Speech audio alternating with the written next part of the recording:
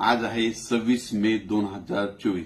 शेतकऱ्यासाठी आज परत एक अंदाज देत आहे. कारण की सध्या काय झालं की पाऊस जवळजवळ येत आहे आणि शेतकऱ्याची बऱ्याच कामं राहिलेली आहेत. म्हणून शेतकऱ्यासाठी खास करून पूर्वकल्पना म्हणून हे अंदाज देत आहे. शेतकऱ्याला सांगू इच्छितो की बंगालच्या अंदमान निकोबार बेटाव 22 मे रोजी मान्सून चांगला सक्रिय झाला आणि सक्रिय झाल्याच्या नंतर चांगला समुद्र व्यापून टाकला. पण चक्रीवादळ झाल्याच्या नंतर काय झालं की त्यानं बाष्प थोडं ओढून घेतल्याच्या नंतर थोडा तो कमजोर होईल.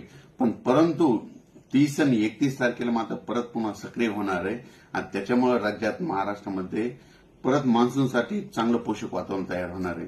म्हणून सर्व शेतकऱ्याला सांगू इच्छितो, ज्यांची शेताची कामे राहिली असेल तर तुम्ही काय करा, 30 तारखेपर्यंत तुम्ही शेताची कामे करून घ्या. कारण की राज्यामध्ये मान्सून पूर्व पाऊस 1 जून ते 5 जून खूप म्हणजे चांगला पडणार आहे. काही